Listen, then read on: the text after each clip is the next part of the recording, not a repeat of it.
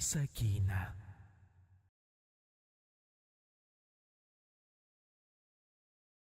Baxtli bo'l, qizim. Muallif Feruza Salxo'jayeva.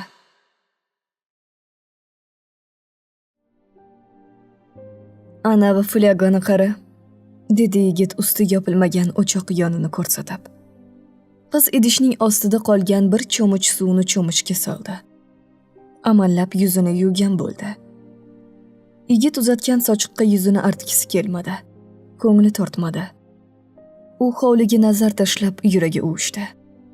Na bir daraxt bor edi, na bitta gul, na simon qilinganda tozalangan. Eshikning oldigacha o't bosib yotgan. Atrofi qachonlardir sim bilan o'ralgan hovli kattagina bo'lsa ham ivirsiq edi. Furqatning onasi zinaga o'tirib olgancha xomuza tortdi. Furqat, bor qo'shni turgandir. Qudug'idan 2 paqir suv olibki, dedi. Yigit 2ta chelakni ko'tarib eshikka qarab yurdi. Qochib ketaman, dedi Sadaf atrofga qarab. Uyimni amallab topib olarman. Bu ahvolda yashab bo'lmaydi. O'z qishlog'idan hech kim bunga qiz bermagan. Bunday sharoitda yashashga kim ham ko'nardi? Shuning uchun ham mening boshimni aylantirgan bu. U eshikka qarab yurar ekan, ostonada esnab o'tirgan ayol "Furqat!" deb baqirdi. So'ng o'zi qizning ortidan yurdi. Sadaf endi qocha boshladi. Ortidan yigitning yugurib kelayotganini bilar. G'aflat uyqusida yotgan qishloq odamlari uning qichqirig'ini eshitmasdi. Furqat unga osongina yetib oldi. Dast ko'tarib uyga olib kirib ketdi. Qizgina hiqillab yig'lab o'tirar ekan, "Telefonimni bering", der edi. "Mashinada unutgandirsan. Menda emas", dedi Furqat. Qiz endi yalinishga o'tdi. "Iltimos, meni qo'yib yuboring. Uyimga olib borib tashlang. Uydagilarni ko'ndirib olib kelaman." Furqat qizni avrashga o'tdi. "Yaxshi ko'raman seni. Ketsang o'zimni o'zim xarob qilaman. Faqat sen meni bu dunyoda ushlab turibsan. Sensiz yashashimdan ma'no yo'q, Sadaf." Yigit ko'p gapirdi. Keyin qizning hozirgi qarorini o'zgartiradigan so'nggi gapini aytdi. "Endi qaytib borganing bilan otang ostonadan kirgizmaydi. Yo urib mayib qiladi, yo chopib tashlaydi." Sadaf bir paytlar hissiyotlari to'lib toshganda otasining munosabatini aytib bergandi. Furqat hamma detallardan mohirona foydalanayotgan edi. Qiz endi uyga borish haqida o'ylab qo'rqa boshladi. Ammo onasining nimadir chora topishidan umidvor edi. Xolida yurak xuruji bilan shifoxonaga yotqizildi. Sadir qassob qizining qochib ketganini o'g'lidan eshitdi. Ayolining gapirishga madori yo'q. O'zi bir ahvolda, bo'lmasa tepkilab xumordan chiqardi. Ayoli umri bino bo'lib endi shifoxonada yotishi. Ko'chada birovga gap bermay karillab yurgan erkak nomusdan boshini ko'tara olmay qoldi. Erta-indin qishloqda gap bolalaydi. Sadirning qizi benomus ekan, yigiti bilan qochib ketibdi. U ko'ngliga botmondek g'am solgan shu mudhish xabar uchun alamini oladigani betob yotibdi. Baribir chidamadi. Palata shiftiga tikilib yotgan ayolidan sovuqqina qilib hol-ahvol so'ragan bo'ldi-yu, keyin xotiniga "Nomussiz qizing ostonamdan qadam bosmasin. Qaytib kelsa, oyog'ini urib sindiraman. O'sha uydan endi o'liga chiqsin." Ayolning ko'zidan oqqan yoshlar ikki tomonga oqar. Artishga holi yo'q edi. Ko'ksida yana og'riq paydo bo'ldi. Ingrab yubordi. Sadir o'rnidan turib tashqariga yurdi. Xayr ma'zurni nasiya qilib jo'nab qoldi. Qancha orzulari bor edi ayolning. Ahmoq qiz bitta ko'ylakda uydan chiqib ketdi. Sabr qilsa, izzat ikrom bilan uzatilardi. O'z otasining zulmiga chiday olmadi. Xolida g'irt begona edi-ku. Umrbod kaltak edi. Jahli chiqsa, o'zini bosa olmasdi eri. Uyini uy, joyini joy qildi shu ayol. O'chog'idan kirib, kulidan chiqdi. Eri yoqtirmagan odamni ostonadan kirgizmadi. Birovga erini yomonlamadi. topganini behudaga sarflamadi. Uyiga qulf kalit bilan molini qo'riqladi. Oqibati shu bo'ldimi? Qizi tushmagura. Shunaqayam bo'lasanmi? Boshimizni egib ketding. Xolida tuman markazidagi shifoxonada 10 kun yotdi. Bu orada uning nimaga betob bo'lib qolgani ham, uni kim shu ahvolga solgani ham butun qishloq bo'ylab tarqab bo'lgan. Odamlar uchun qiziq mavzu topilgan. Dorgina qishloq bir ko'tarilib tushganda. Sadaf keta olmadi. O'sha kuni Furqat qishloqdagi yagona masjidning keksa domlasini olib keldi.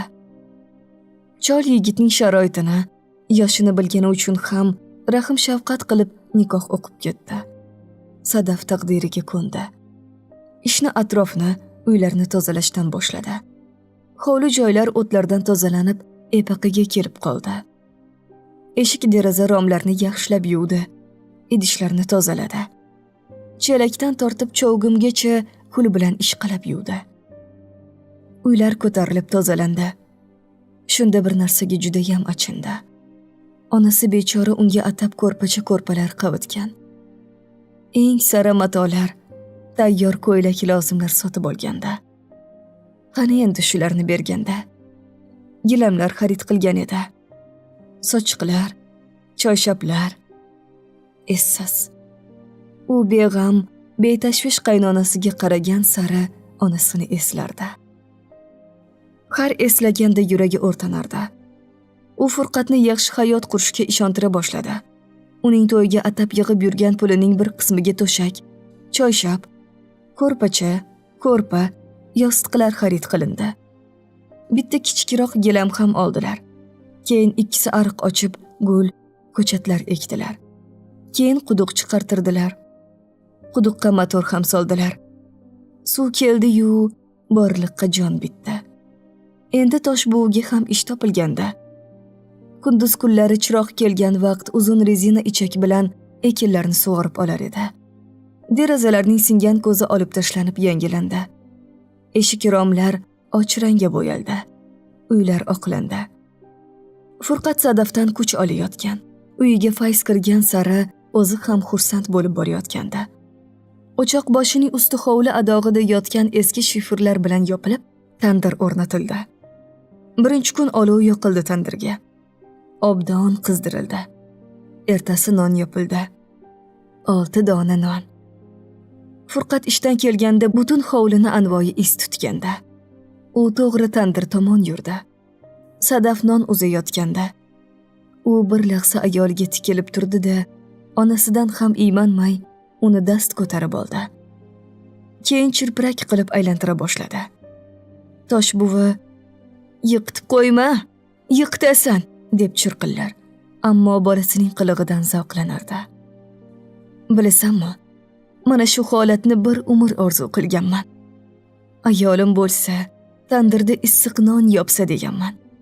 O'sha kecha ular uzoq suhbatlashib o'tirdilar. Oy yorug' edi. Atrof jimjit. Chiroqlar o'chgan. Qishloq ahli uyquga ketgan. 2 yosh nurli orzular qilardi. Furqat ahvolini bilgan qishloqdoshlari qiz bermagani uchun uylana olmaganda. Shunda g'irt begona, soddagina, mehnatkash, uning yashash sharoitidan mutlaqo bexabar bir qizga uylanishni niyat qilib, Sadafning boshini aylantirgan bo'lsa, endi uni chin dildan ham yaxshi ko'rib qolgan edi. Ayolidagi shijoat, g'ayrat, yaxshi hayotga bo'lgan muhabbat borgan sari unga ham ta'sir qilib borardi. Oradan 3 oy o'tib u qizning telefonini qaytarib berdi. Uzr so'radi. To'g'risini aytdi. O'sha paytda qaytarib bersam, ketib qolasan deb qo'rqdim. Sadaf bir lahza telefonga tikilib turdi-da, "Oyimni sog'indim. Telefoningga pul tashlab beraman. Gaplashib ko'r. Onalar kechirimli bo'ladilar-ku." Ha, uning oyisi juda ham mehribon edi.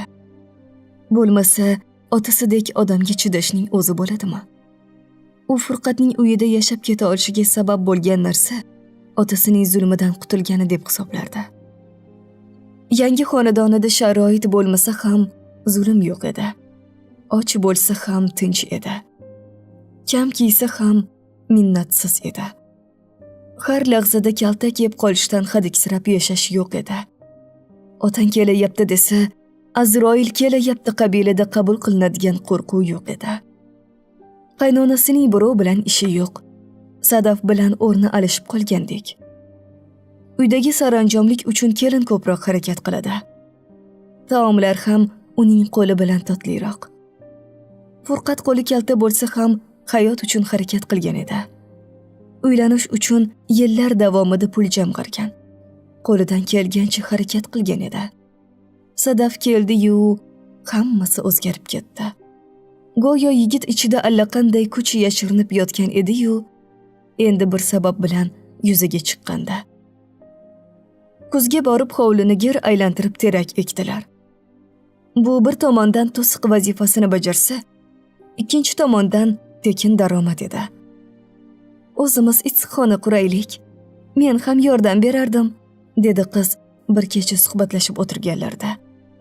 Yo'q, ko'p pul kerak, dedi yigit ikkilanib. Ammo xotini ko'ngliga cho'g' tashlab qo'yganda, u endi o't alanga olishi kerak edi. Sadaf onasiga qo'ng'iroq qildi. O'chirib qo'ydi onagizor. Keyin xabar yozdi. Onajonim, mehribonim, men sog' salomatman. Siz yaxshimisiz? Xabar o'qildi, ammo javob kelmadi. Qiz har kuni onasiga maktub yozadigan bo'ldi. U onayizorini, ukalarini sog'inar. Ammo otasining vajohatini eslasa, hammasini birdan unutardi. Issiqxona qurishning o'zi bo'lmas ekan. Furqat ko'p hisob-kitob qildi. Puli yetmaydigandek tuyuldi. So'ng bu masalani boshqa kunga qoldirdilar. Qilichini qayrab qish kelayotgan edi. Sadafning otasi har yili 1 tonnami, 2 tonnami ko'mir tushirar. Qishi bilan beminnat yoqib chiqar edilar. U hovlidan darvoza oldigacha, so'ng oshxonaga, undan hojatxonaga qadar tosh yotqizib, yolg'izoyoq yo'l hosil qilganda. Bu toshlarni esa qachonlardir eshik ostiga to'kilib, yoyilib ketgan tosh uyumi ichidan terib, tanlab olganda. Sadafning yomg'irli kunlar uchun ko'rgan tadorigi ilk yomg'ir yoqqanda yoq ish bergan. Uygacha bir botmon loy sudrab kiradigan oyoq kiyimlarga yengillik bag'ishlaganda. Osmon bulutli edi. U havoga qaradi-yu, ayvonda televizor ko'rib o'tirgan qaynonasining yoniga cho'kdi. "Oyjon", dedi sekin. Chiroq kelishi bilan televizorning ovozini baland qilib, shundoq tagiga o'tirib oladigan Toshbuvi serialining eng qiziq joyida xalaqit bergan kelinidan ranjidi. "Ha", dedi zardaliroq qilib. "Qishga ko'mir olamizmi?" U keliniga anqayib qarab turdi. Keyin, "Ko'mirga pul bormi?" "Hech sotib olmaganmiz. Qo'shnilar olar edi." "Sizlar qishdan qanday chiqar edingiz? Nima yoqar edingiz?" hayron bo'lib so'radi kelinchak. "Furqat o'tin topib kelsa yoqardik. Bo'lmasa o'tiraverardik, ko'rpaga o'ranib." Ayol ochiq ayta olmasa ham kecha kunduz nam tortgan ko'rpa yostiqqa o'ranib yotgan ayolni tasavvur qilgan qizning yuragi g'ash tortdi. Keyin erini ko'ndirib, yarim tonna ko'mir oldirdi. Pechkalarni tozalab, atrofini oqlab, qishga tayyorlab qo'ydi. Bir kun dam olishda qolgan eriga eshik tagidagi eski qayrag'ochni kestirib, 2 kun bo'yi o'tin tayyorladi. "Men ham ishlay, olib keting. Harna sizga yordam bo'ladi", dedi u yigitga. Furqat qo'rqib ketdi. Sadaf qishlog'idan keladigan avtobusga o'tirib jo'nab qolsa-chi? U endi qizdan ayrilishdan qo'rqayotgan edi. Qish qattiq keldi. Dekabrning ilk kunidan boshlab oppoq qorlar yog'di. Issiqqina uy, pechka ustida doim shaqillab qaynab turadigan top-toza cho'g'im, qozonda miltirab qaynayotgan birorta suyuq taom. Allaqanday sarishta, fayzli uy, tandirda yopilgan qip-qizil nonlar.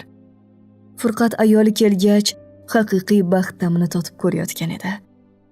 Sadaf esa qishlog'ini, onasini, ukalarini, hatto qattiq qo'l otasini ham sog'inardi. O'sha kuni ham ertalabdan qor yog'di.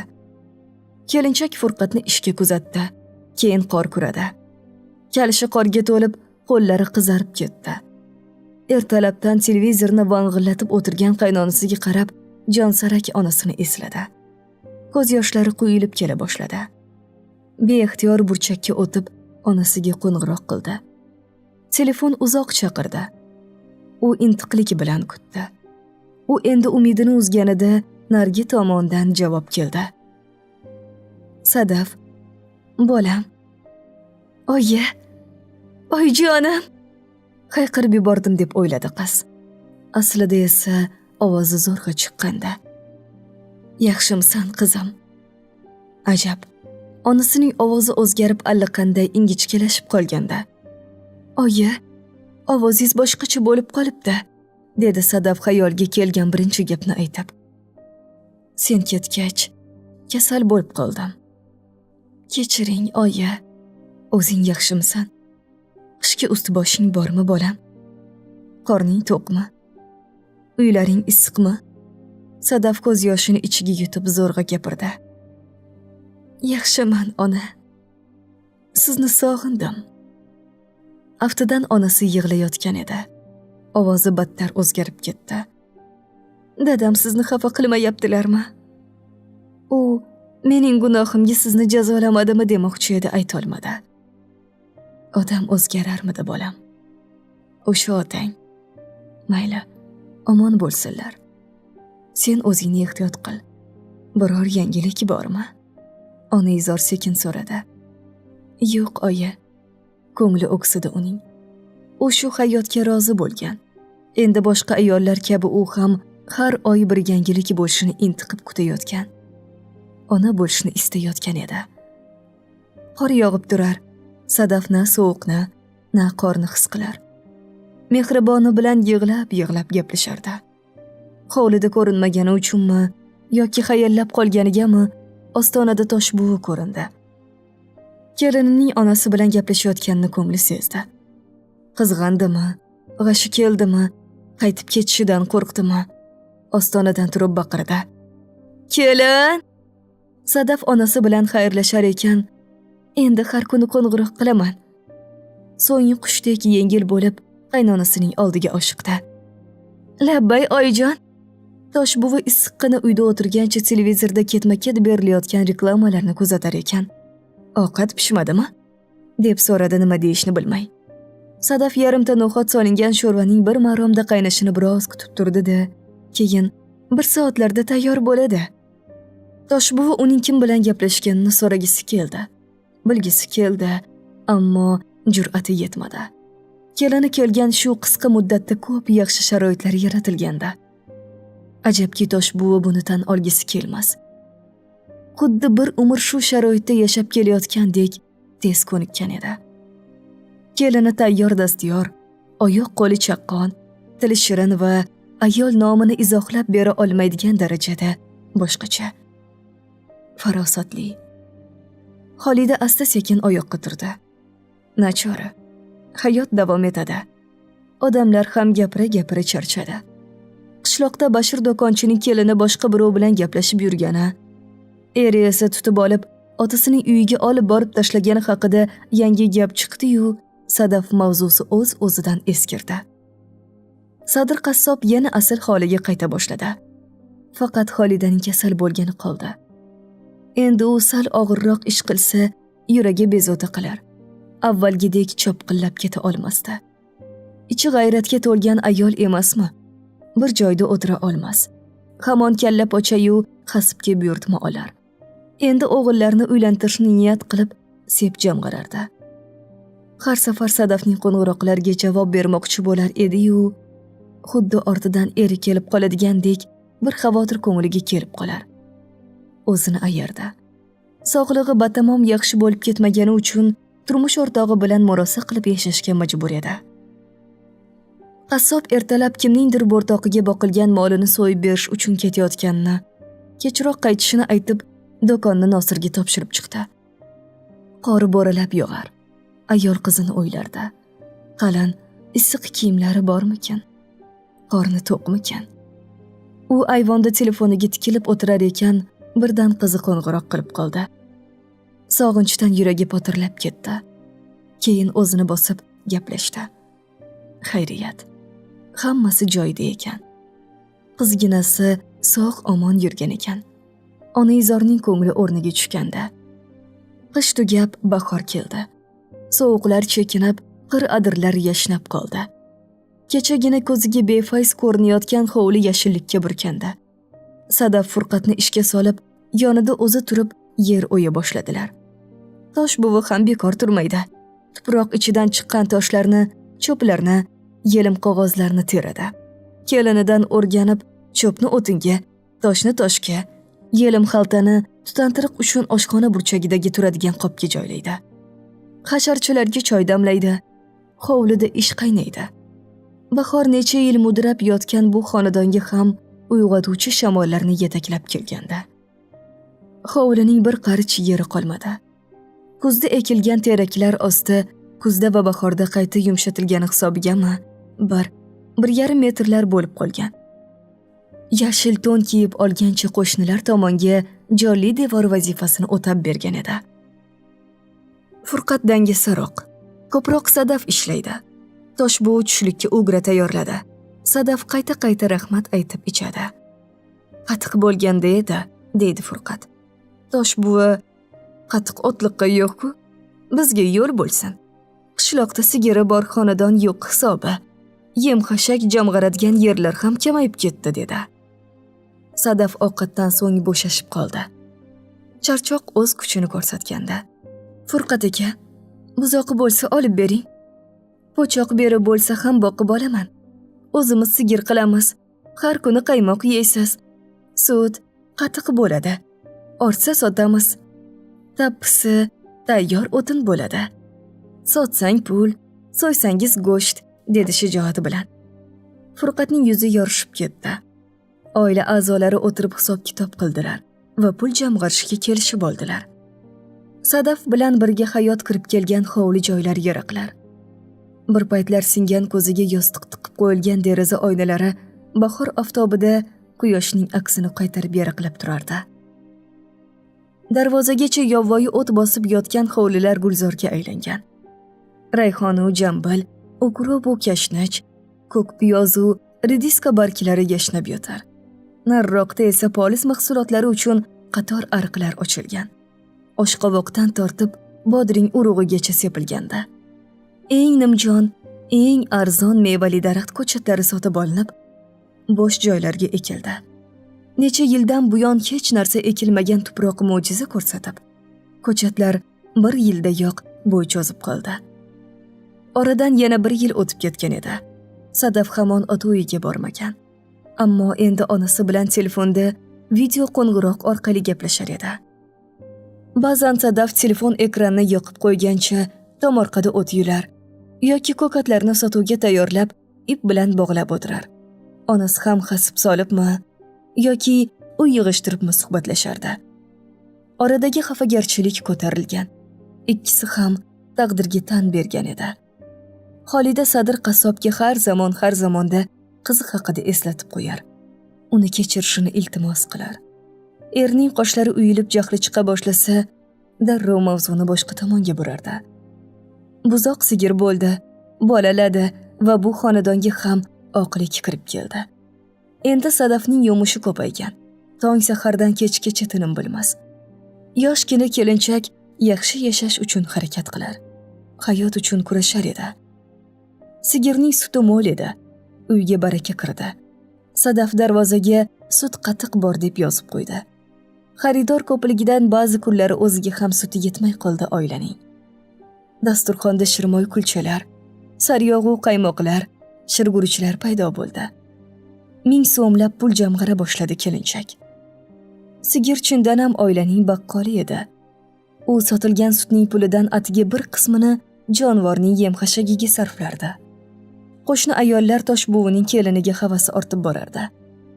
Va nihoyat Sadaf kutgan kunlar keldi. Hovli adog'iga kattagina issiqxona qurdilar. Pomidor, bodring ko'chatlari ekilib, parvarishlana boshlandi. O'sha yili bu polis mahsulotlariga chet mamlakatdan xaridorlar chiqib, narxi ko'tarilib ketdi. Sadaf shu qadar quvondiki, topilgan mablag'ga rejalar qila boshladi. Endi Furqat ham faqat uyda ishlaydigan bo'lgan. Ammo ko'proq og'irlik Sadafga tushardi. Issiqxonada mehnat qilishning o'zi bo'lmaydi. Bor kuchini sug'urib oladi. Tosh buvi ham qarashgan bo'ladi-yu, baribir televizorni, seriallarni sog'inib qoladi. Endi yaxshi kunlar keldi deganda Furqat kech keladigan odat chiqardi. Sadaf avvaliga sezmadi. Shunchalik charchab qolar ediki, amallab yostiqqa yetib olsa bo'lgani. Bir zumda uxlab qolardi. Eri kelganini elas sezar. Uyquga olib kelib, ko'zini ocha olmasdi. Yarim kechasi. Ba'zida tongga yaqin kelgan Furqat tushgacha uxlar. Qulog'ining ostida zambarak otib ham uyg'otib bo'lmasdi. Tosh buviga ham ikki dunyo bir qadam.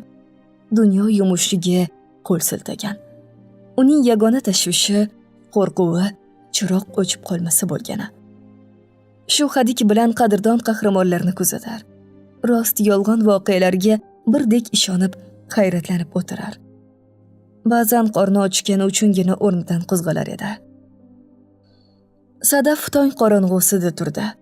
Yuz qo'lini yuvib, sigirni sog'ib oldi. Keyin yem xashagini berib, tagini tozalab qo'ydi. So'ng qozonga o't yoqib sut pishirdi.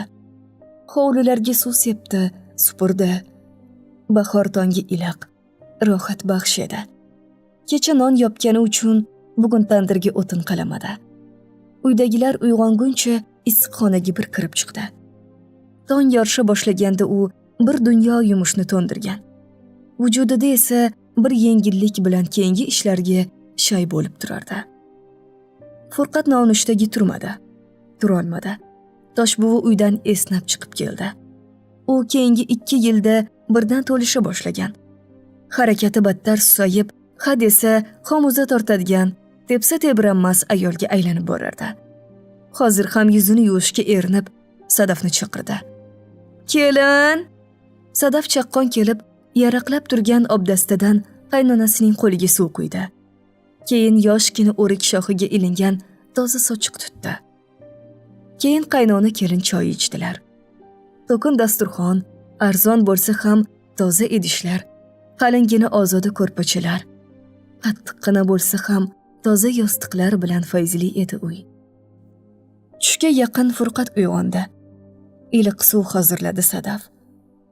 Yuvinib kelgach, ovqat suzdi ayoli. U ugrani tez ichdi. Keyin ko'chaga otlanib qoldi. Sadaf, "Qayoqqa ketyapsiz?" dedi-yu, baloga qoldi. "Nima ishing bor? Jonga tegning qorovullik qilib", deya o'shqirdi. "Bu yoqda shuncha ish bor", dedi ayol zorlangandek. "Ish bo'lsa, o'zing qil. Meni qul qilib olding. Sen kelding-yu, boshim mehnatdan chiqmay qoldi. Yosh bolamanmi faqat ish buyurasan?" U shunday dedi-yu, uyiga kirib ketdi. Birozdan keyin esa kiyinib yo'lga tushdi. Sadaf ich-ichidan turmush o'rtog'ining tobora o'zgarib borayotganini sezar, ammo nima qilishini bilmas edi. Yigit avvalgi erkinligini qo'msayotgan. Ayolining mehnatkashligi ham, pul topishi uchun urinishi ham umuman yoqmayotgan edi. Garchi oiladagi sharoiti yaxshilangan, o'zi endi odam qatoriga qo'shilib yashayotgan bo'lsa ham uyidan qochib ketgisi kelayotgandi. Ayolining unga ish buyurishi g'azabini qo'zg'ayotgan. Natijada topayotgan daromadi ham ko'ziga ko'rinmayotgan edi. Yosh ham o'tib borar. Farzand ko'rmayotgani ham alam qilar. Hayotidan norozidek edi u. Sadaf charchasi ham erini kutib o'tirishga qaror qildi. Ammo bo'lmadi. Uxlab qoldi. Yarim kecha edi. Uyg'onib ketdi. Soat 2 dan o'tganini ko'rsatar. Furqat hamon kelmaganda. Qo'shnining iti ovozining boricha akillay boshladi. Furqat keldi. Negadir shu it uni yoqtirmaydi. Ko'rsa huraveradi. Keyin darvoza ochildi. Birozdan so'ng esa qadam tovushi yaqinlasha bordi. Tun sukunatini buzib faqat ovoz kelardi. Borgan sari yaqinroq. Mana, dahlizga kirdi. Sadaf o'tirib olgan ko'yi ko'zini eshikka qadadi. Furqat gandiraklab yurardi. Sadaf o'rnidan turib chiroqni yoqdi. Dimog'iga badbo'y is urildi. Ichganmisiz? So'radi u yuragi uvushib. Furqat shundagina yerga yozilgan to'shagaga kiyimini yechmasdan yonboshladi. Paypog'imni yech. Indamay bo'ysundi juvon. Uning indamay o'tirishi ham erining g'ashini keltirdi. O'zidan o'zi g'udranib gapira boshladi. U tez, ammo tushunarli gapirardi. Sen tug'maysan, chunki otangni norozi qilib kelgansan. Furqat og'ziga kelganini qaytarmasdi. Sen menga hech qachon yoqmagansan. Bilasanmi senga nega uylanganman? Chunki menga hech kim qizini bermagan. Rahima bo'lsa, gadoy deb burnini qiyshaytirgan. Sadaf qaltiray boshladi. Erining har bir gapi yuragiga nashtardek kirayotganda. Rahimasi kim bo'ldi? Furqat bo'lsa, endi o'rnidan turishga urinardi. Yo'q, tura olmadi. O'tirib olgancha qo'lini bigiz qildi. Sen ishlab yuraver, xo'pmi? Lekin meni tinch qo'y. Bo'ynimga ip, oyog'imga cho'g' bog'lama. Men erkin qushman. Istaganimni qilaman. Xohlasang ketaver. Keyin kula boshladi. Baribir otang uyingdan kirg'izmaydi. Chunki sen uni sharmanda qilgansan. Meni ham o'zing yo'ldan urgansan. Olib qochib keting degansan. Yigit xiringlab davom etdi. Sen sevganidan olib kelgan deb o'ylaysanmi? U beo'xshov qiliq qildi. Mana, xotinsiz yurish jonimga tekkanidan, odamlarning malomatidan qochib olib kelganman seni. Yoqmaysan menga. U o'rniga yotdi. G'o'janak bo'lgancha buyruq berdi. Ustimni yop. Birozdan so'ng so'lagi oqib uxlab qoldi. Sadaf sho'rlik juvon burchakka bordi-da, tizzasini quchoqlab, titrab yig'lay boshladi. Mastlik, rostlik. Eri bu gaplarni 2 yil ichida saqlagan. 2 yil yiring bog'lagan. Keyin ichidan sitilib chiqqan. Sadafning ko'ngli bo'm-bo'sh edi. Meni otam urgan. Baxtsiz bo'lishim aniq edi. U ichida shu gaplarni takrorlar ekan, ertaga erning yuziga qanday qarashini o'ylay boshladi. Eslay olarmikin? U o'zi bilan o'zi gaplashib o'tirar ekan, deraza ortida tong yorishib kelardi. Tashqarida esa bir olam yumush uni quchoq ochib kutib turar. Juvon esa kim uchun va nima uchun o'zini bunchalik qiynayotganini, jonini jabborga berayotganini o'zi ham tushunmasdi. Keyin birdan ko'ngliga bu uydan ketish kerak degan o'y kelib o'rnashib qoldi. O'tgan yili qishda bir manzaraga ko'zi tushgandi. Ular yashaydigan ko'chaning 2 tomoniga qator yong'oq, o'rik daraxtlari ekilganda. Qish kelgan, qor yog'magan qora sovuq kunlardan biri edi. Sadafning ko'zi nogahon yong'oq daraxtidagi allaqanday qush uyasiga tushib qoldi. Uyi juda katta mahorat bilan, usta to'quvchilar qo'li bilan yasalgandek edi. Qaysidir qush tushida qurgan ushbu qo'nalg'a anchagina katta bo'lib, konussimon shaklda zich qilib yasalgan. Yaxshilab tikilgan odam uning odam to'qiydigan savatdan ko'ra mukammalroq yasalganini payqashi mumkin edi. Endi esa bitta sovuq shamol esishi bilan qushlar o'z oshiyonini tark etgan.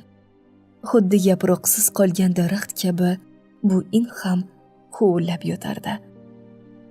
Sadaf ham erining shu g'aribgina kulbasi uchun qancha harakat qildi. Unga bor mehrini berdi. Sadaf negadir o'shanda faqat qushning mehnatiga achingandi. Shu uyani qurguncha qancha zahmat chekkan bo'lsa kerak. Xas cho'plarni bittalab tashigan, so'ng savatga o'xshab to'qigan. Axir uning qo'llari bo'lmasa, ammo u ona bo'layotganda, bolalari uchun harakat qilganda, Sadafni nima ushlab turibdi bu begona qishloqda? Shuncha mehnatiga bir rag'bat oldimi? Biror marta rahmat eshitdimi? U mana shu boqi beg'amlar uchun harakat qilishga majburmi?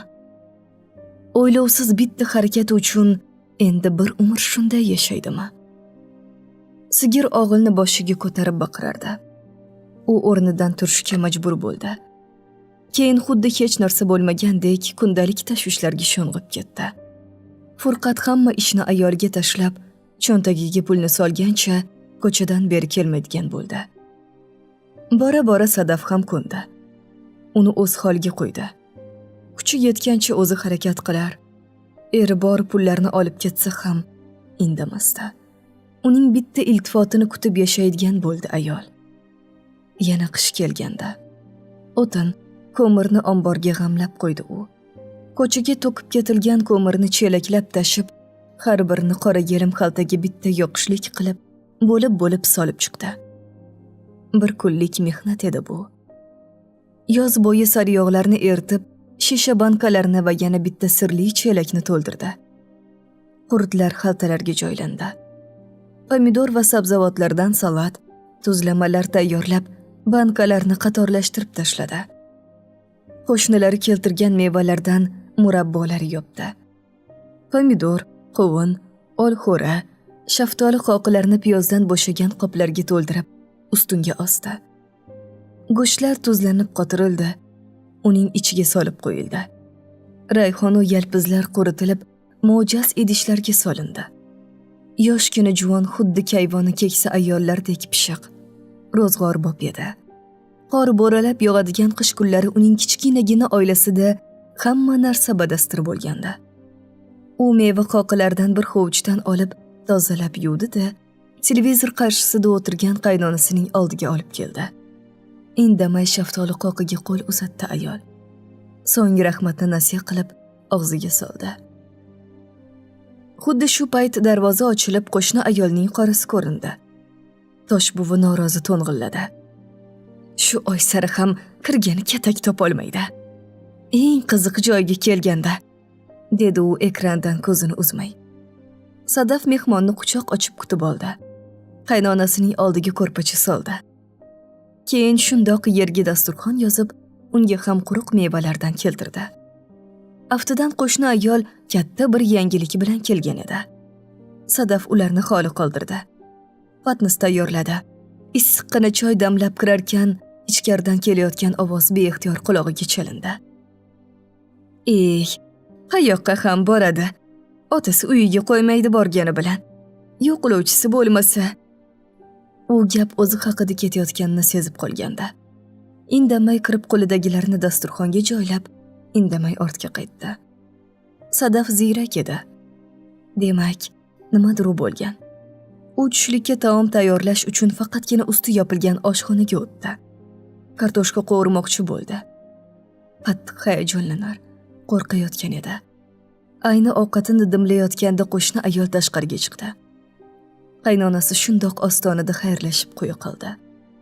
Sadaf mehmonni kuzatish uchun darvozaga qarab bordi. Qor uchqunlab turar, sovuq izillatardi. "Xola", dedi ko'chaga chiqqan ayolning ortidan borib. "Nimadir eshitdingizmi?" Ayol eski jempirning tugmalarini qadar ekan savoliga savol bilan javob berdi. "Xabaring yo'qmi?" Sadaf yo'q degandek boshini qimirlatdi. "Ering Qodir traktorning erdan chiqqan qizi Rahima bilan topishib olibdi-yu, 3 ta bolasini boqib o'tirgan ekan." Rahima. Uning shuuriga erining mast bo'lganda tilga olgan ismi keldi. Sadaf sovuq qotib titray boshladi. "Endi nima qilaman, xola?" Qo'shni ayol uning kichkinagina jussasiga, mo'ltirab turgan ko'zlariga qarab toqat qila olmadi. "Eringni qaytarib ol. Butun qishloq gapiryapti. Furqatni shu kelin odam qilgandi deb." Qo'shnining og'zidagi gap og'zida qoldi. Ichkaridan Toshbuvining jon holatdagi chinqirig'i eshitildi. "Kelin!" Sadaf turgan joyida qotib qolgan. Qo'shni ayol ortiga qayrilmay ketib borardi. U quruq tanasi bilan kirdi uyga. Ruhi qo'shni ayol olib kelgan yangilik qanotida uchib ketganda, Toshbuvi sezdi. Ichida qarg'anda, qo'shni yangilikni yetkazganga o'xshaydi. "Baloga uchragur." Sadaf indamay oshxonaga bordi. Sadaf o'zi yasagan pastak kursiga o'tirdi. Shamol mayda yirik aralash siyrak yog'ayotgan qor parchalarini uchirib o'ynoqlar. Zarralar yerga qo'nib qo'nmay erib ketardi. U sovuqni ham sezmas, bir nuqtaga tikilgancha hech narsani ko'rmas. Ko'rsa ham idrok qila olmasdi. Ayvondan qaynonasining chiyildoq, shu bilan birga baqiroq ovozi keldi. "Kelin, ovqat pishdimi?" U o'rnidan turdi, ovqat suzdi. Indamay eltib berdi. Qaynonasi uning dasturxon tuzashiga o'rganib qolgandi. Turib, zuzlama, pomidorli ikra, yana allambalolar bilan ovqat tortardi kelini. "Qoshiq qani?" Sassiz yurgancha qoshiq keltirdi Sadaf. Keyin miq etmay o'tiraverdi. Toshbuvi televizordan ko'z uzmay ovqat chaynar ekan, birdan ekran qorayib qoldi. "O'chdi. Yergina yutkur. Eng qiziq joyiga kelgan edi", dedi u qoshiqni zarda bilan laganga botirib. Keyin ko'zi keliniga tushdi. "Nega ovqat yemayapsan?" Boyadan beri yig'lay olmayotgan Sadafning birdan ko'ngli yumshab, ko'z yoshi oqib ketdi. "Qo'shni xola hammasini aytib berdi. Endi nima qilaman, oyijon?" U ovozini chiqarib yig'lay boshladi. "Nima qilarding? Ikkovimiz yashay beramiz. Rahima qirchang'i haydab yuborsa, bir kun qaytib kelar. O'sha oriq, qo'tir ayol bilan qancha yashaydi deysan? Pulini shilib, o'zini quvib yuboradi. Mana ko'rasan." Sadaf boshqacha edi. Ehtimol, ba'zi ayollar xiyonatni ko'tarib, kechirib yashab keta olar. Ammo u emas. Ayol o'zini oilasiga fido qildimi, juftidan ham shuni kutar edi. Mayli hech ish qilmasin, mayli boqimanda bo'lsin, ammo uni boshqasiga alishmasin edi. Endi nima qilaman? Uning xayolida faqat shu savol tinimsiz aylanardi. Qaynonasining ovqat chaynab gapirayotgan gaplari qulog'iga kirmas. Yuragi o'rtanib borayotgan edi. O'sha kuni qo'li ishga bormay qoldi. Axir kim uchun harakat qilyapti? Nima uchun? Og'ilni boshiga ko'tarib suv so'rayotgan shu sigirning unga nima keragi bor? Bir kunda bir piyola sut ichadimi, yo'qmi? Mana bu hayhotdek issiqxonadan topilgan pulga o'zi uchun bitta ko'ylak oldimi? Jon jahdi bilan tozalaydigan shu uyga eri deyarli kelmayapti-ku. Bir og'iz rahmat aytmaydigan qaynonasiga nima uchun xizmat qilish kerak? Bu uyda uni nima ushlab turibdi? Bitta bolasi bo'lganda ham mayli edi. Qaynonam to'g'ri aytdi. Yo'qlovchim yo'q mening. U o'rnidan turib eshikka yo'l oldi. Mol ichadigan chelakka usti yopiq bochkadan cho'michlab suv quydi. Og'ilga kirganida bolasini yalab yotgan sigir o'rnidan turib ketdi. Oldiga qo'yilgan bir chelak suvning barchasini ichib qo'ydi. Sadafning ko'zi yoshlandi. Xudoyim menga ham bir tirnoq berganida edi. Keyin tashqariga yo'l oldi. Issiqxonada bir tala yumush uni kutib turar. Kun esa o'tib borardi. Qaynonasi qorni to'yib, ko'rpasiga o'rangancha uyquga ketdi. Yana jonsarak onasini esladi. Beixtiyor qo'ng'iroq qildi. "Yaxshimisan, Sadaf? Hozirgina seni o'ylab turgandim. Ko'z oldimdan o'tayotgan eding, bolam." "Oyi, yaxshimisiz?" so'radi u hiqillab. "Yig'layapsanmi?" Xolida xavotir bilan bitta savolni 3 marta berdi. Sadaf hozir kimgadir yorilmasa, o'lib qoladigandek ahvolda edi. "Oyi, kuyovingiz boshqa ayolga uylanib olibdi. Uyga deyarli kelmayapti." Xolida bir lahza jim qoldi. "Kimga? Taniysanmi?" "Yo'q, tanimayman. Lekin avval yaxshi ko'rgan ekan uni." Shunda Xolida qizi uchun alamli bo'lgan haqiqatni baralla aytdi. "Unda kutma. Qaytmaydi. Sobiq sevgilisi bo'lsa sirayam qaytmaydi. Sendan farzandi ham yo'q." Sadaf bor ovozi bilan yig'lay boshladi. "Nima qilay, oyi? Endi qayoqqa boraman?" "Uyga qayt, qizim. Begona qishloqda shuncha yurganing yetar. Dadamchi? Dadam o'ldirib qo'yadi mani." Xolida jim bo'lib qolganda. "Mayli bolam, sabr qilib tur. Xudoyim bir yo'l ko'rsatar." U indamadi. Qaynonasi ham, Onasi ham shu uyda qolishini ma'qul topdilar. U o'ziga o'zi pichirladi. Demak, boshqa yo'li yo'q. Sabr deganlari shu bo'lsa kerak. Shuncha harakat qilsam ham baxtsiz bo'ldim. Otam urgani uchun shunday bo'ldimikan? Qizning xayoliga g'alati o'ylar kelar. Kun esa tunga qarab borardi. Furqat uyga kelmadi. Ertasiga ham undan darak bo'lmadi. 3-kun Sadafning toqati toq bo'ldi. Qo'li ishga bormay, yuragiga qil sig'may qo'shni ayolning uyiga chiqdi. Eski darvoza g'iyqillab nola chekkandek bo'ldi. "Xola", dedi Sadaf ostonadan turib. Ovozi eshitilmadimi? Hovlida hech kim ko'rinmadi. Bu uyning ham atrofi o'ralmagan. Hovli o'rtasida qovog'i soliq uy xo'mirayib turar. Sal narida tunukadan yasalgan hojatxona bor edi. O'choqning usti yopilmaganidan nuray boshlagan. Qozon ilinib turganga o'xshardi. "Karomat xola", endi qattiqroq chaqirdi Sadaf. Qo'shni ayol shoshilmay chiqib keldi. Aftidan deraza ortida turib Sadafni ko'rgan. Qaytib ketishini kutgan. Keyin bir qarorga kelib unga ko'rinish berganda. Kelin", dedi uning salomiga alik olgach. "Xola, Rahimaning uyi qayerda? Menga ko'rsating." Sadaf hamon bu qishloqni uncha yaxshi bilmas, odamlarni tanimasdi. Karomat bir lahza o'ylanib turdi. Keyin, "Hozir ustimga kiyib chiqay." Sadaf yana hovliga nazar tashladi. Qor uchqunlab turgan bo'lsa-da, yerda tushmay erib ketayotganda. Darvozadan uygacha torgina simon yo'lga qilinganda Karomat ko'rindi. Ustiga kulrang palto kiyib, boshiga ro'mol o'rab olibdi. Ammo oyog'idagi kalishi o'zgarmagan edi. Ular qishloqning loy ko'chasi bo'ylab yo'lga tushdilar.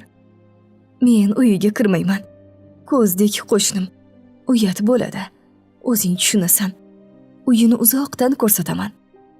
Sen ham bir g'arib, musofirsan. Yaxshiligingni bilmasa, ko'r bo'ladi bular. 3 kunda bir o'chog'idan zo'rg'a tutun chiqardi bechoralarni. Sen kelib, yegani oldida, yemagani ortida bo'ldi. Furqatni qaytarib ol. Rahima yaxshigina joyiga tushganda, seni ering bilan telefonda gaplashganini ko'rib qolgan eri uyidan quvib solibdi. Birovning bitmagan hovlisida Furqatni chaqirib olib yashayotgan ekan. Mana senga deb. 3 ta bolani otasidan ayirib. Qishloq ham buzilib ketdi. Har kim ko'ngliga kelganini qilyapti. Oxiri boshimizga bir balo kelmasa bo'ldi. Kasofati o'ziga ursin. Karomat qishloqning past baland, qing'ir qiyshiq yo'llardan to'xtovsiz gapirgancha ketib borardi. Keyin qishloq tugab, uzun yolg'izoyoq yo'l boshlandi. Olisda sho'ppayib turgan uyni ko'rsatdi Karomat. Ana bu uy. Endi men qaytaman. Boshida u qadar uzoq ko'rinmagan uy ancha olis ekan. U ancha yurdi. Har qadam bosganida oyog'iga loy yopishar. Bunga sari og'irlashar, yo'li unmas. Xuddi ortga qaytib ketib qolayotganga o'xshardi. Va nihoyat yaqinlashdi. Bu uyda loqal darvoza ham yo'q. Atrofi esa hatto sim to'siq bilan ham o'ralmagan edi. Imorat chala bitgan. Shu sovuqda 2 ta qizaloq qo'l bola zinaga o'tirgancha qo'g'irchoq o'ynardi. Sadaf biroz nafasini rostladi. Keyin qizlarga qarata, "Rahima uydami?" Qizlar unga bir qarab qo'yib, yana o'ynayverdilar. "Oyingni chaqirib ber", dedi bu safar ovozini ko'tarib. Shu payt ichkaridan oftobda qorayib yuzlari qizarib turgan, to'lisha boshlagan bosh yalang ayol chiqdi. Uning sochlari to'zg'ib turardi. "Sizga kim kerak?" dedi u o'qrayib. Ayolning ovozi ham yoqimsiz edi. "Rahimamisiz?" bilib tursa ham so'radi Sadaf. Juvon indamadi. Aftidan u ham Sadafni taniganda. "Erim siznikidami?" Sadaf gapirar va tobora ayolga yaqinlashib borardi. U savolni to'g'ri qo'ygan, nishonni aniq olganda. "Yo'q, ketgan", dedi ayol. "Qayerga?" dedi Sadaf. "Men qaydan bilaman?" dedi u. "Bolalaringiz bor ekan. Oilangizni nega buzdingiz?" Sadafning ovozi bo'g'ilib chiqdi. Rahima raqibasining bu qadar xushbichim, allaqanday orasta, hatto chiroyli, o'zidan ancha yosh ekanini tasavvur ham qilmagandi. Biz bir-birimizni sevamiz, dedi Rahima. Unda nega bu bolalar boshqa odamniki? Kinoya aralash gapirdi Sadaf. Sening ishing bo'lmasin. Yo'qol uyimdan, andishasiz edi ayol. Sadaf yaxshi gapirmoqchi bo'ldi. Furqat akam uyga qaytsin. Bo'lmasa men qishlog'imga qaytib ketaman. U erning shu yerdaligini, uni eshitayotganini bilardi. Ketsang, undan nariga, qurib ket. Ostonamga qadamingni bosma, dedi Rahima ichkariga kirib ketarkan. Sadaf kelganiga ming pushaymon bo'ldi. Ortiga qaytib ketar ekan, nochorlikdan yig'lab borardi. Otasi uyga kirgizmasa, eri voz kechsa, Xudoyim bir farzand bermagan bo'lsa, qaynonasiga ikki dunyo bir qadam bo'lsa. Ko'chalar kimsasiz edi. Qishloq ahli sovuqdan qochib uy-uyiga kirib ketgan. Shu sababli yo'lida hech kim uchramaganda. Ko'z yoshlarini qo'yib yubordi. Uygacha zil-zambil bo'lib keldi. Qaynonasi sevimli televizordan ham voz kechib uni izlayotgan edi.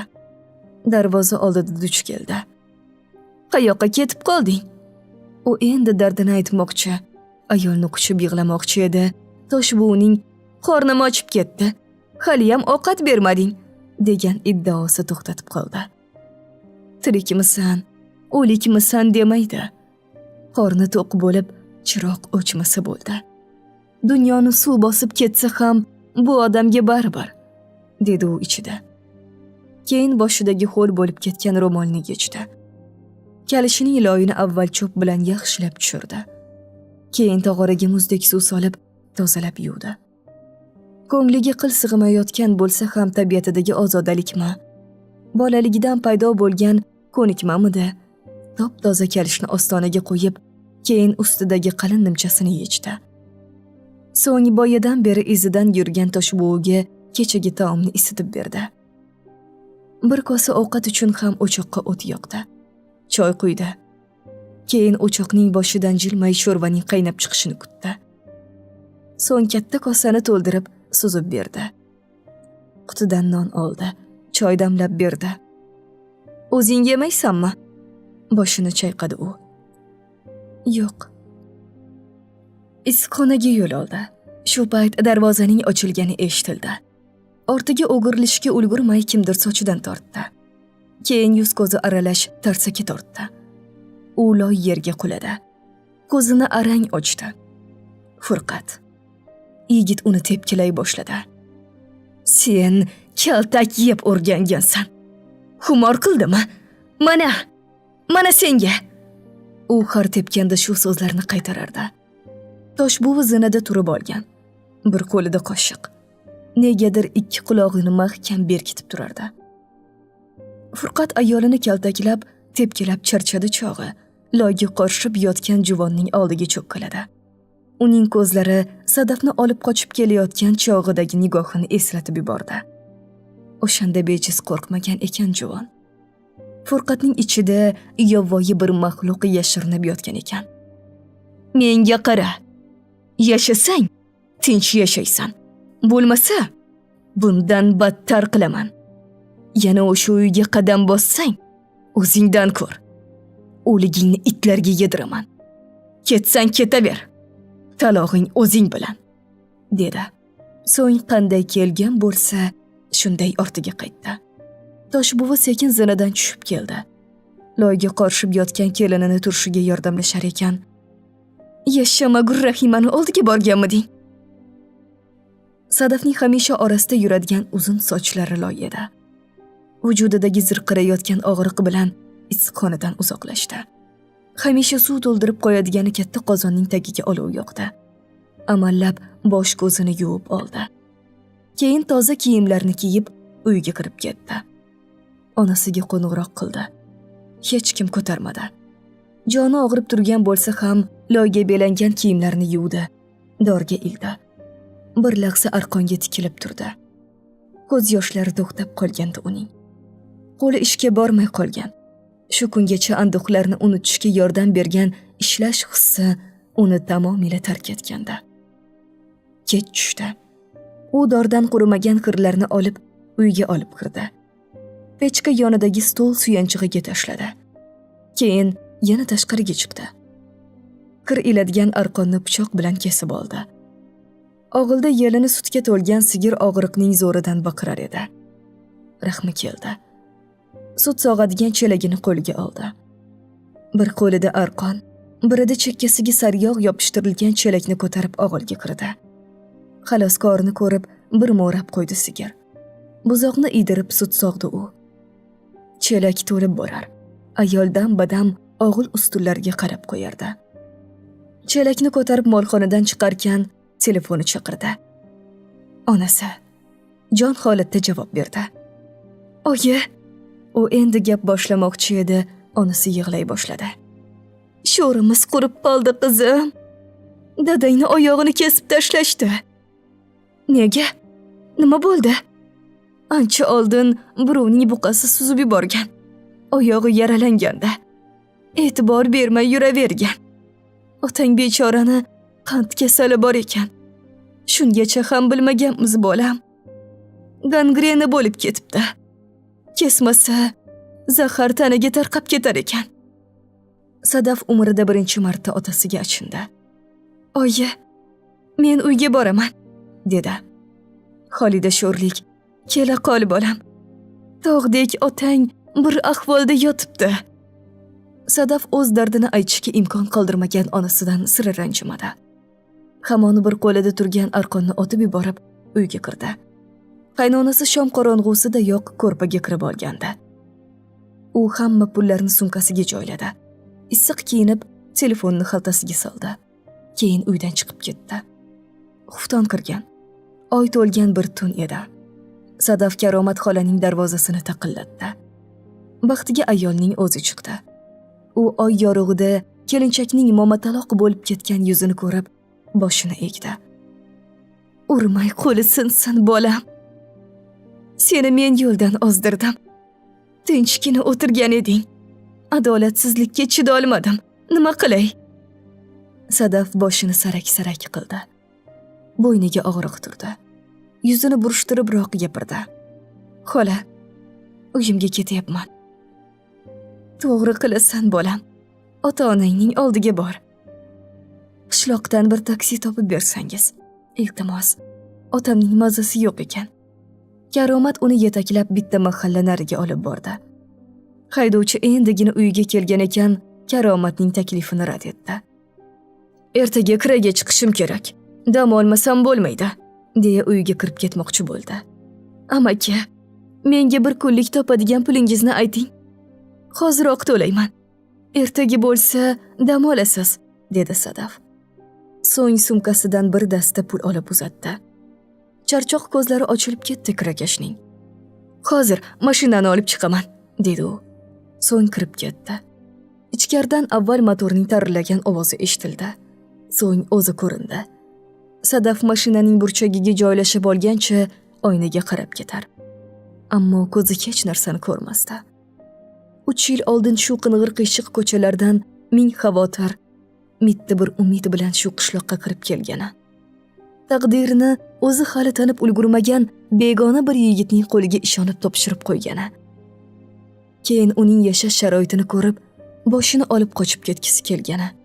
Chiroyli, to'kin hayot uchun kurashgani.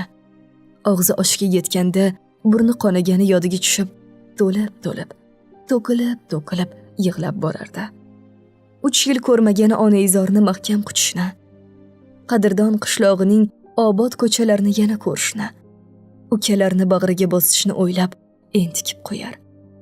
Otasini eslasa, baribir vahm bosardi. Mana shu kelayotgan ko'chadan chapga burilasiz, dedi Sadaf qishlog'iga kirib kelgach. U mashinadan yuklarni olib, haydovchiga qayta minnatdorchilik bildirdi.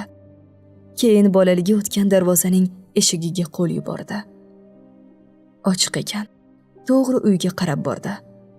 Ayvonda onasi, ukalari Sobir va Nosirlar o'y surib o'tirardi. Uni birinchi bo'lib onasi ko'rdi.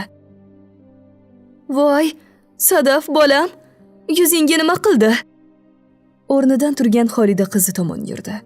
Sadaf ostonada qimirlamay turar. Yum-yum yig'lardi. Onasi uni quchoqlar, aylanib o'rgilardi. Yigitlar ham opasi bilan quchoqlashib ko'rishdi. Xolida ichkaridan yangi qavilgan ko'rpacha olib chiqdi. To'rga yozdi. Sadaf ohista o'tirdi. "Dadam yaxshimi?" sekin so'radi u. Bolam, qonimizga qorayib o'tiribmiz. Bu dard qayerdan yopishdi bilmayman. Ancha yildan beri qand kasali bor ekan otangni. Shu falokati bo'lmasa, bilmay o'tib ketishimiz ham mumkin edi. Mana endi oyog'ini kesib tashladi. Toshkentga olib bormasa bo'lmas ekan. Kesilgan joyining bitishi qiyin bo'lyapti. Shunga boshim qotgan. Men olib boraman dadamni. O'zim qarayman ularga, dedi Sadaf. "Opa, yuzingizga nima qildi? Pochcham urdimi?" so'radi 3 yil ichida yigit bo'lib qolgan Nosir do'rillab. Sadaf boshini egdi. Ko'z yoshlari oqib tushaverdi. "Pochchang meni tashlab ketdi", dedi keyin 3 yillik hayotini gapirib berdi.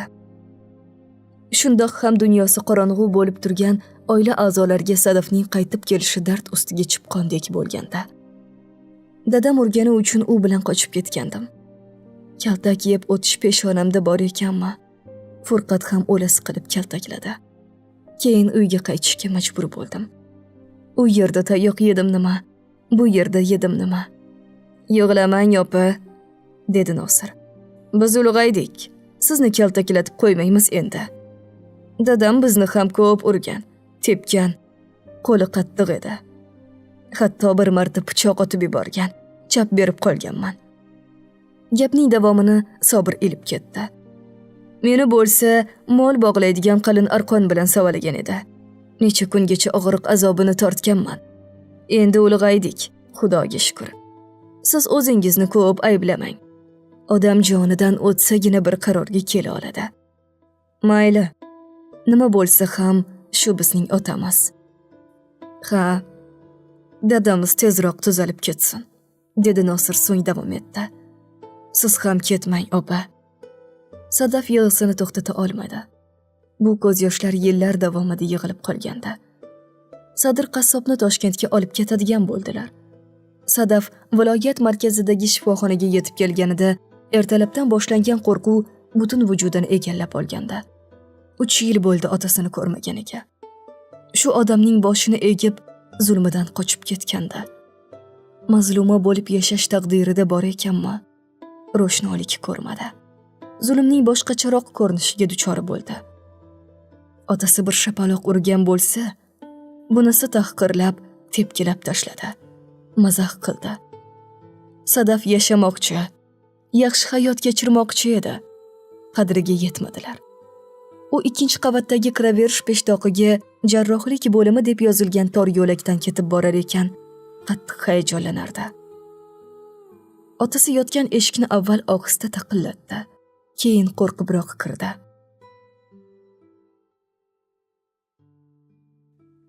"Assalomu alaykum." Palatada 5-6 tacha odam bor. Kravatlar zid joylashtirib tashlanganda.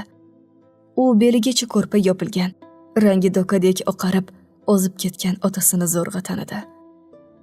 "Dada", bo'g'zidan yig'i otilib chiqdi. Keyin sekin yurib bordi. "Dadajon, meni kechiring." Otasining yotog'i yoniga cho'kkaladi. So'ng uning qo'lini siladi. "Yaxshimisiz, dada?" Betoblik manaman degan odamni ham sindiradi. Ruhan mayib qiladi. Ayniqsa, hayoti qil ustida turgan odam bo'lsa. Ayniqsa, yurib turgan oyog'idan birdan ayrilsa. Sadir qassob qizining boshini siladi. "Keldingmi, bolam?"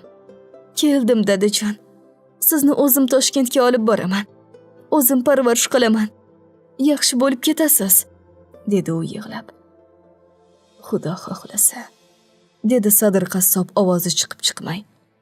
O'sha kuni u shifoxonada qoldi. Otasiga o'zi qaradi. Keyin 2 kun davomida hujjatlarini to'g'riladi. Poytaxtdan qo'ng'iroq bo'lishi bilan yo'lga otlandilar. Respublika endokrinologiya markaziga yetib kelganlarida tong yorisha boshlagandi. Tushga tushgacha hujjatlar tayyorlanib, soat 2larga yaqin Sadirni shifoxona palatasiga joyladilar. Bu 2 kishilik palata bo'lib, hamma sharoiti bor. Onasi, ukalari qishloqda qolgan. Otasini Sadaf olib kelganda. U chaqqon, yigitlardek kuchli edi. Otasini nogironlar aravasiga o'tkazib olgancha tahlil xonalariga olib borar. Shifokorlar bilan gaplashar, otasiga choy qo'yib berar. Ovqatini tayyorlar, xonani tartibga keltirar.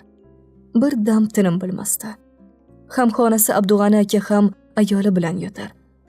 Xotini kun bo'yi turmush o'rtog'ini parvarish qilsa, kechasi yaqin o'rtadan topgani umumiy ijaraxonaga ketardi. Sadaf ham Matluba opaga qo'shilib kunlik to'lovi kunda beriladigan ijara uyga bora boshladi. U endi Matluba opa bilan bomdodga turar. Birga namoz o'qir, joy namoz ustidan jilmay uzoq duo qilardi. Keyin 2 ayol yayov yurgancha katta ko'cha yuzida joylashgan markazga yetib kelar edilar. Sadaf bo'sh vaqtida boshqalarga ham yordam berar. Xonani ozoda tutardi. Otasining tahlil natijalarini ko'rib, o'rindiqni dadasiga yaqin joyga joylashtirib, oldida sekin gap boshladi. Dadajon, dushanba kuni qayta operatsiya qilishar ekan. Ungacha sizni tayyorlaydilar. Xudo xohlasa, hammasi yaxshi bo'ladi. Sadir qassob shiftga tikilgancha indamay yotardi. Sadaf jur'at qilib otasining qo'lidan o'pib qo'ydi. Keyin, kiyimlaringizni almashtiramizmi? Matluba opa umrida bunday mehnatkash qizni ko'rmagan edi. Uning chaqqon harakatlari 6 ayol yashaydigan ijara uyni ham bir o'zi supurib tozalab ketaverishini, hech kimga iddao qilmasligini ko'rib hayratga tushar. Uning charchoq bilmasligiga, mehribonligiga havas kelardi. Tartibli bu qizning qisqa vaqt ichida ibodatlarni ham o'z vaqtida bajarishga intilishini ko'rib tan berib o'tirardi. Sadirni jarrohlik amaliyotiga olib kirib ketdilar. Sadaf yo'lak boshiga qo'yilgan charm qoplangan yumshoq o'rindiqqa o'tirgancha otasini duo qilardi. Dam-badam xayoliga furqat tushib qolar. Kaltakilayotgandagi vahshiy qiyofasi ko'z oldiga kelib, nafrati ortar. Shuncha mehnati singan issiqxonani, og'ildagi sigir buzoqlarni eslab, holi nima kechdi ekan der. Keyin barini taqdir hukmiga tashlab qo'yardi. Amaliyot cho'zilib ketgandek tuyular. O'rnidan turar, o'tirar, yana ichida o'zicha otasini duo qilardi. Endi furqatning oldiga sira qaytib bormaslikka ahd qilar. Hayotini boshqatdan qurishga niyat qilardi. Sadaf o'rnidan turar, o'tirar. Jarrohlik amaliyoti o'tkaziladigan yo'lak oxiridagi xonadan ko'zini uzmas. Nazarida operatsiya cho'zilib ketayotgandek bo'layotganda. U hamshiralardan otasi haqida so'rar. Keyin yana joyiga o'tirar. Bilganicha duo qilardi. Va nihoyat yuradigan o'rindiqning aravanikiga o'xshagan ovozi eshitildi. U yo'lakka turib oldi. Yotoqli bemorlarga mo'ljallangan arava uning yonginasiga kelib to'xtadi. Yuragi sezgandek unda otasi yotar. Ustiga yengil choyshab tashlab qo'yilgan. Yalang'och yelkalari ko'rinib turardi. Dada, yaxshimisiz? Eson-omon chiqib oldingizmi? Otasining rangi qumdek oqarib ketganda. U ko'zini yumib, yaxshi degandek ishora berdi. Arava yurib ketdi. Sadaf ortidan ketdi. Sadir kravatiga o'rnashib olgach, sherigi Abdug'ani aka ko'ngil so'radi. Ko'rgan boqqaningiz shu bo'lsin. Sira kasal bo'lmang. Bu joylarga qaytib kelmang. Sadaf bir zumda issiq choy damladi. Otasiga ovqat isitib keldi. Keyin yedirib qo'ydi.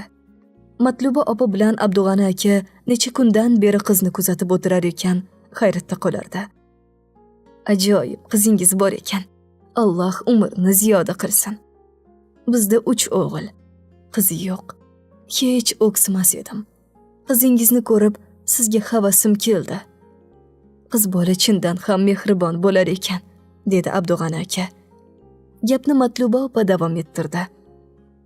Katta o'g'limizni uylantirgan edik. Taqdiri o'xshamadi. Kelin bilan murosa qila olmadi. Yo'lga sola olmadi. 1 yilda javobini berdi. Mana endi 3 yildan beri bo'ydoq. Hech kimning uyi buzilmasin. Kelinimiz kelganda hammamiz quvongan edik. Qiz bo'ladi deb. Hech qo'shilib keta olmadi. Chiroyi ochilmadi. Kelin bo'lib bir kun sahar turmadi, bir marta ovqat qilmadi. Ko'ngliga qarab yashadik. Baribir bo'lmadi. Balki biz o'zimiz ko'p narsa talab qilib yuborgandirmiz. Sadir indamadi. Shiftga tikilib yotadi. Qizi g'imirlab yuradi. 10 kundan so'ng ularga javob tegdi. Oxirgi 3 kunda Sadaf malham surtadigan qizdan iltimos qilib, yaraga malham qo'yishni, bog'lashni o'rganib oldi. Bu muolajalar boshqa kasallarnikidan tubdan farq qilar. O'ta ehtiyotkorlik talab qilinardi. O'sha kuni oxirgi muolajani olgach, Sadir bittagina oyog'ini osiltirib o'tirgancha hamxonasiga qaradi. "Qani, duo qiling aka. Biz ketdik bo'lmasa." Abduxani ham o'tirib oldi. Keyin qo'lini duoga ochdi. "Ilohim, Alloh dardingizga shifo bersin. Bu joylarga boshqa qaytib kelmang. Yo'llaringiz bexatar bo'lsin." Keyin hazillashib qo'ydi.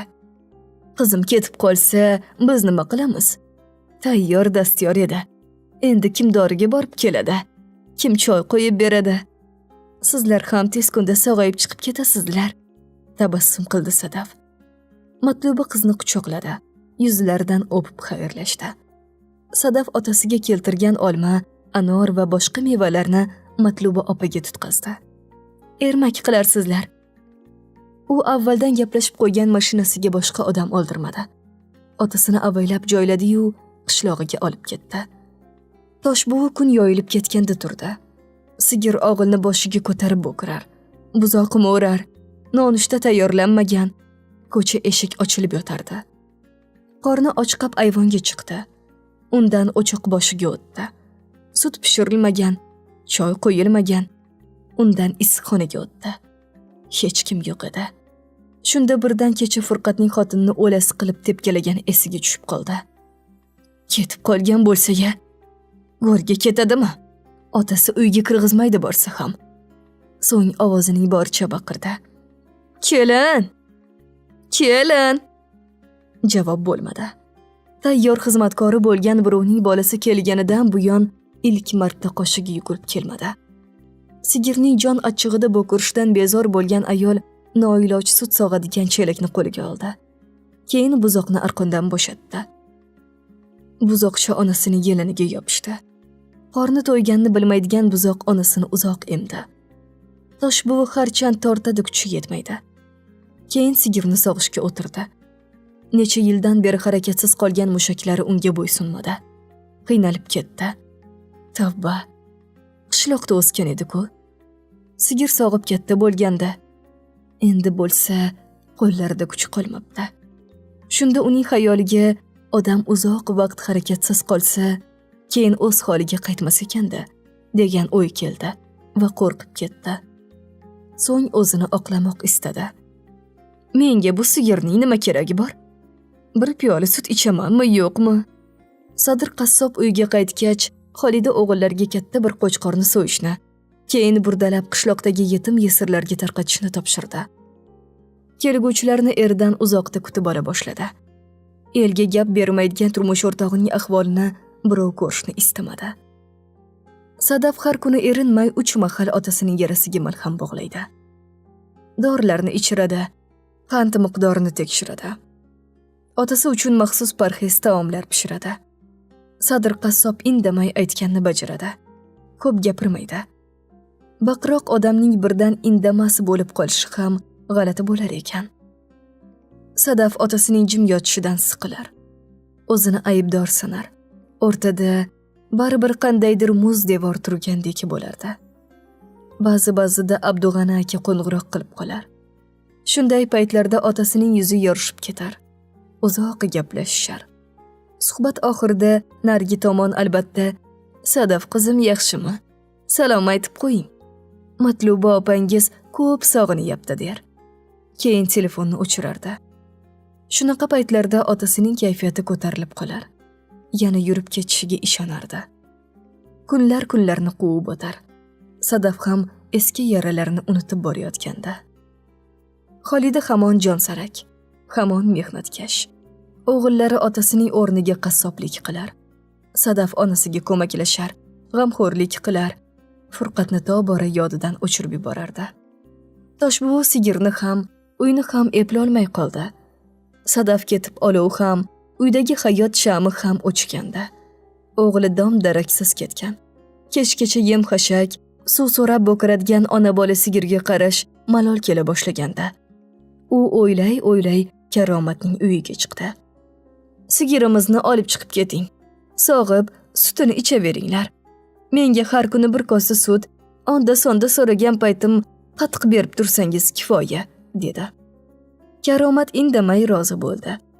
Ortiqcha savol berishni istamadi. Bir haftadan keyin esa boshqa taklif bilan qo'shnisiga ro'para bo'ldi. Agar rozi bo'lsangiz, sigiringizni sotib olar edik. Toshbuvi jon dili bilan ko'ndi. Karomat unga yaxshigina pul berdi. Toshbuvi pulni yostig'ining tagiga joylab qo'ydi. Issiqxonaga ham bir odam kerak edi. Bir kuni Furqat keldi. "Xotining ketib qoldi", dedi Toshbuvi. Yigit indamadi. "Sigirni sotdim", dedi. "Puli qani?"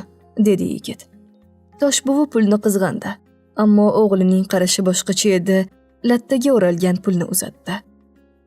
O'g'lining quvonchdan ko'zi yonib ketgandek bo'ldi. O'rnidan turib eshikka qarab yurdi. "Uyga qaytasammi?" so'radi Toshbuvi. "Endi qaytmayman", dedi u pulni quchoqlab. "Ana va parnikni sovuq urib ketdi. Bir yoqlik qilib ket", dedi Toshbuvi. "Odam topdim. Sotaman. Indinga keladi", dedi. Toshbuvi to'zg'ib ketgan siyrak sochlarini ro'moli ostiga yashirar ekan. "Puldan menga ham tashlab ket. Hammasini anavi qirchang'iga qo'shqo'llab topshirma." Furqatning afti burishib ketdi. "Siz pulni nima qilasiz? Ana, Sadaf qancha narsa g'amlab ketgan. Bir yil yotib yesangiz ham yetadi." Toshbuvi o'rnidan turib baqirdi. "Pulni yarmini ber, noinsof!" Furqat indamay chiqib ketdi. Onasi ortidan baqirib qarg'ab qoldi. "O'sha Rahima buzuqning itvachchalarini boqib yuraver. Boshingga it kunini solmasa, rozimasman." Furqat ortiga qaramay ketdi. 3 kundan keyin kelib issiqxonaning temirlarini ham sotdi. Bir yil ichida uy o'zining avvalgi befayz holiga qaytdi. Bir yilda bergan pullar o'z kuchini yo'qotdimi yoki dangasa, ish yoqmas, buning ustiga ichkilikka berilgan joniga tegdimi? Janjal to'polondan charchagan Rahima Furqatni uydan quvib chiqardi. Ona bola teshik tog'ora bilan qolgan chol kampirning holiga tushgan edi. Gohida Toshbuvi Sadafni eslab qolar. Shunda uni qattiq sog'inganini yurak-yurakdan his qilar. Kelini bilan o'tgan shodumon, to'kin, baxtiyor kunlarni eslab, beixtiyor ko'ziga yosh olardi. Sadafning hamisha ozoda, tovlanib turadigan 2 o'rim uzun sochlari, orasida kiyimlari, kulib turadigan chehrasi ko'z oldidan o'tar. Toshbuvining yirtilgan paypoqlarigacha tikib beradigan, ko'ylaklarini yuvib, dazmollab kiydirib qo'ygani bot-bot yodiga tushar. Uning qaytib kelmasligi yuragini simillatib o'tar.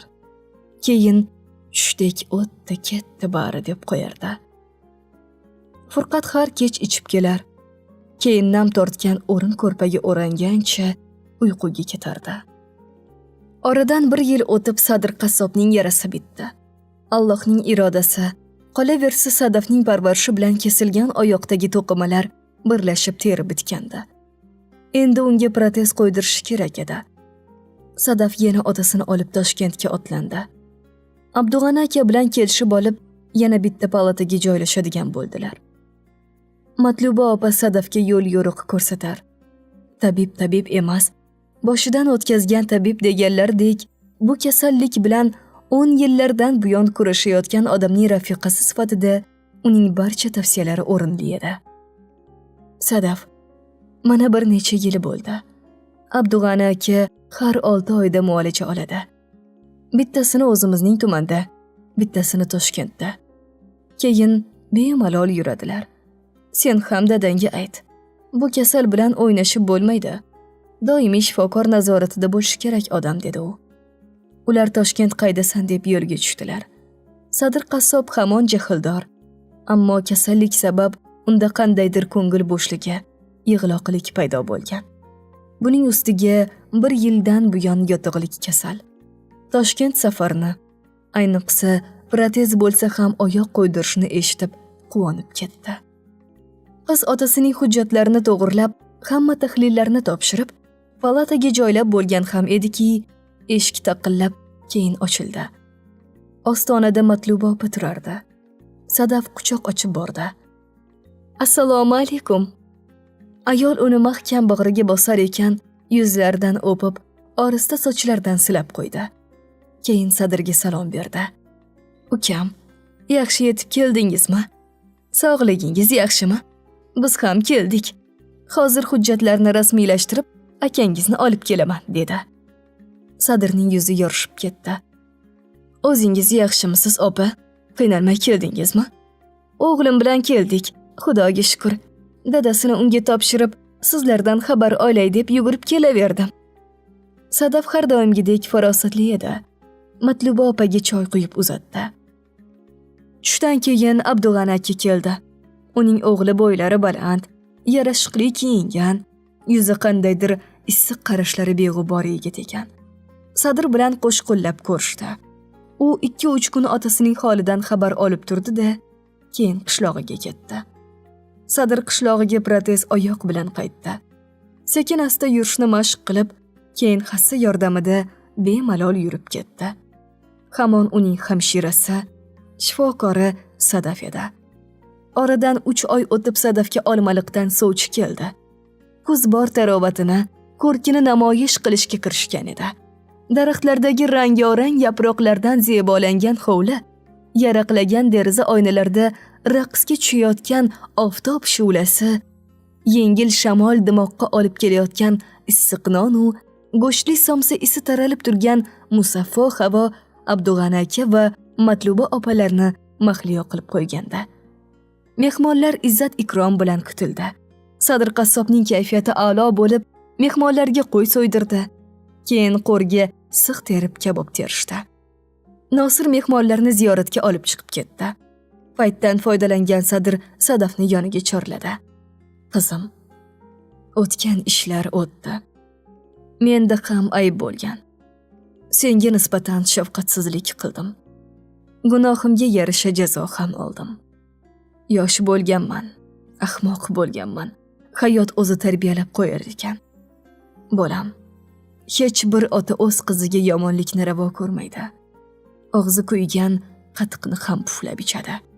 Ammo men bu oilani bildim. O'g'lining suhbatini oldim. Shu safar gapimga kir. Abdug'anining o'g'liga turmushga chiq, bolam. Ularga shunday shart qo'yamiz. To'y qilib, karnay-surnay bilan, hamma rasm-rusumi bilan olib ketsinlar. Mening qizim shunga munosib. Sadaf boshini egib o'tirar. Garchi yana qayta oila qurishdan cho'chib turgan bo'lsa ham, otasining gapiga e'tiroz bildira olmas edi. Hammadan ham Xolida xursand edi. U bundan ancha yil oldin tayyorlab qo'ygani Turkiyadan keltirilgan oqliga, kattagina, nafis bezakli, oppoq dasturxonni patnosga shirinliklar bilan joylab Matluba opaga tutqazdi. Keyin 2 ayol bir xonaga kirib, hamma rasm-rusumlarni kelishib oldilar. Qudalar sarpo-suruqlar kiyib jo'nab ketdi. Ertasi kuni kuyov keldi. Keyingina mehmonxonada yoshlar bafurja suhbatlashib oldilar. Menga nimadir iltimosingiz bo'lsa, ayting, dedi yigit. Qo'l ko'tarmasangiz bo'ldi. Men ham itoatli, siz aytgandek ayol bo'lishga harakat qilaman, dedi Sadaf sho'rlik. Bir oydan keyin to'y. Xolidaning og'zi quloqida. Xalitdan qizining sarpolarini Olmaliqqa jo'natishni boshlab yuborgan. Yillar davomida qizi uchun yiqqan bisoti Abdug'ani akaning kattagina, foizli uylariga yana chiroy qo'shgandi. Parda, choyshaplar, ko'rpa-ko'rpachalar, paryostiqlar, idish-tovoqlar u sochiq dasturxonlar 3 qizning sepi darajasida edi. Uning necha yil davomida to'plagan sara matolari go'zal liboslarga aylandi. To'ydan 2 kun oldin yomg'ir yog'di, ammo keyin havo ochilib ketdi. Havo shu qadar musaffo va ochiq ediki, olisdagi tog'larning qirrador qoyalari yaqqol ko'zga tashlanar. Bobo quyosh mamnun iljaygancha mo'l-ko'l nur sochardi. Sadaf oq libos kiydi. To'lin oydek kelin bo'ldi. Xolida o'z qo'li bilan tilla taqinchoqlarni taqib qo'ydi. Keyin negadir shoshib chiqib ketdi. Birozdan so'ng turmush o'rtog'i bilan boshlashib kirdi.